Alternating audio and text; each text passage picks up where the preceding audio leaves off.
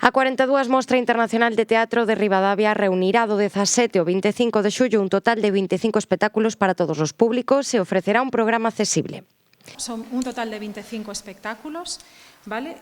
Son 11 espectáculos gratuitos e alrededor de 15 espazos que ocupa a mostra este ano, entre o Castelo, a Casa da Cultura, a Igrexa da Madalena, puntos na vila, puntos nas aldeas, como decía Gena, non? Como é habitual.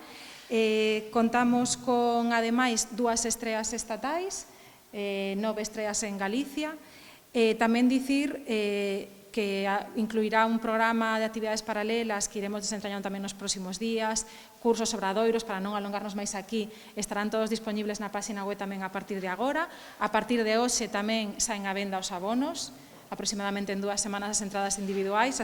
A MIT continúa a apostar pola creación contemporánea, a diversidade de linguaxes e formatos e a capacidade da escena para activar pensamento crítico, emoción compartida e novas formas de relación co presente.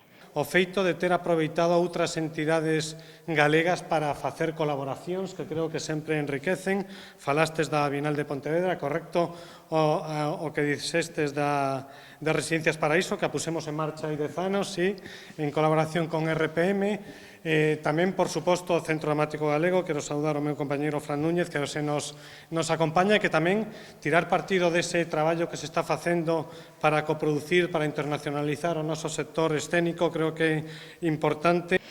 A accesibilidade é unha das principais novidades desta edición, que inicia unha liña de traballo para incorporar progresivamente medidas como a audiodescripción e a interpretación en lingua de signos, co obxectivo de avanzar cara a un festival máis inclusivo e participativo.